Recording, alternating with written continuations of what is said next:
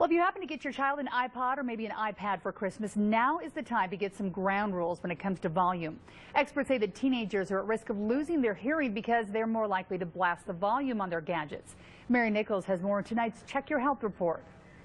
If you think about any generation of young people, how would you know? When he was in 3rd grade, doctors discovered that Peter Donges had hearing problems. At that time, his parents didn't think much of it. We had 2 chainsaws and tractors and all kinds of gadgets going at full blast for 3 months and had no idea what was going on. Peter was also part of the rock music generation. He attended concerts, and over time, his hearing got worse.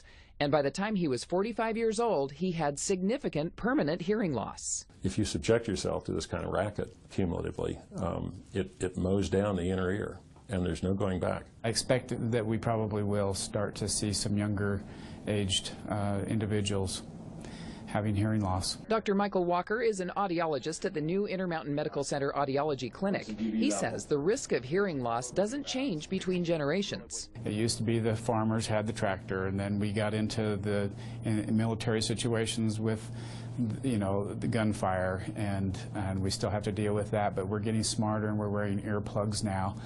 But the kids are not wearing earplugs when they're wearing headphones. iPods pump music through headphones directly into the ear canal. The louder the music, the more risk for long-term damage. So if you get up to 115 dB like that an iPod can put out, you can only be in there for about 15 minutes.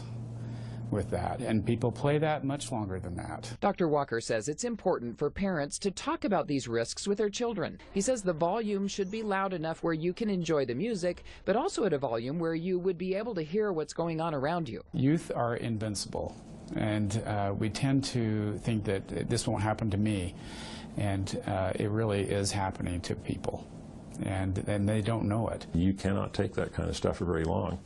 And don't convince yourself that you're invincible about it. You are not. Mary Nichols for Check Your Health. Some wise words. The same advice applies to all young adults out there. Be sure to turn that volume down. For more information, go to our website, KUTV.com, and click on that Check Your Health link.